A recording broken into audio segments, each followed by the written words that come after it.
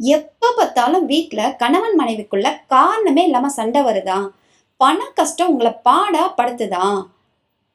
மல்லிகைப்பூ மனிதர்களை மட்டும் இல்லைங்க, தெய்வத்தையும் வசியம் செய்யக்கூடிய மிகப்பெரிய சக்தி இருக்கிற பூங்க. சுக்கிர பகவானுக்கும் மகாலட்சுமி தாயாருக்கும் அம்பாளுக்கும் மிகவும் பிடித்த மலர் இந்த மல்லிகை மலர். பணவரவு அதிகரிக்கவும், குடும்பத்தில் உள்ள மனக்கசப்புகள் நீங்கி, கணவன் மனைவியிடையே அந்யோன்யம் பெருகவும் சித்தர்கள் இந்த ரகசிய பரிகாரத்தை சொல்லி வச்சிருக்காங்க. இந்த மல்லிகைப்பூவை வச்சு வெள்ளிக்கிழமை என்ன வசிய ரகசியத்தை செய்யலான்னு பார்க்கலாம் வாங்க. ஜோதிடத்துல சுக்கிர பகவானுக்கு மிகவும் பிடித்த மலர் மல்லிகை மலர். வெள்ளிக்கிழமை சுக்கிர ஓரையில, அதாவது காலையில் 6 மணிலேருந்து 7 மணிக்குள்ள கொஞ்சம் மல்லிகை பூவை, அதுவும் வாசனை இருக்கிற குண்டு மல்லியை வாங்கி வச்சுக்கோங்க.